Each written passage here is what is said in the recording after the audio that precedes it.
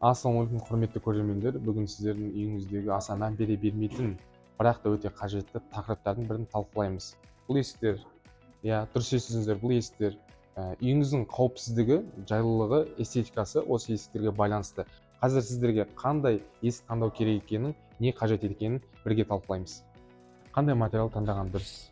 Есіктің материалына өте қатты мән берген дұрыс. Ағаш есік табиғи көрініс береді, өте әдемі, жақсы интерьерлерге қолдануға болады, бірақ ылғалға төзімсіздеу келеді. Уақыт өте келе қисайып кетуі мүмкін.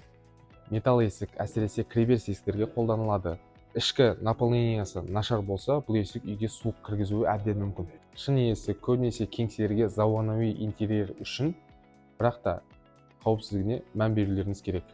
Кейде адамдар дайын есікті алып, үйіне алып барып қоятын кезде қабырғаларына сәйкес келмей жатады. Сондай жағдай туындамау үшін бірінші қабырғаларыңызды өлшеп, одан кейін есікті таңдасаңыздар болады. Құлыптың сапасы әсіресе сыртқы есіктерге өте маңызды. Сіздерге Қытайдың арзан құлпын емес, үйіңіздің қауіпсіздігі мен беріктігі үшін жақсы құлып алуды кеңес беремін.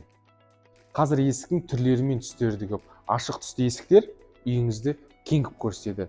Жабық түсті есіктер, мысалы жасыл, көк, сұр секілді есіктер үйіңізді кішірек қылып көрсетеді.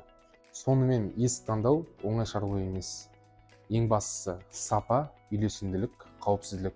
Ертең дұрыс таңдалмаған есік бас ауруына айналуы мүмкін. Сіздерде қандай есік қойылған? Комментарийға жазып кетіңіздер. Сұрақтарыңыз болса, біз міндетті түрде жауап береміз. Видеодан лайк басып, каналға тіркеліп кетіңіздер. Қоштаспаймыз. Келесі видеода кездескенше.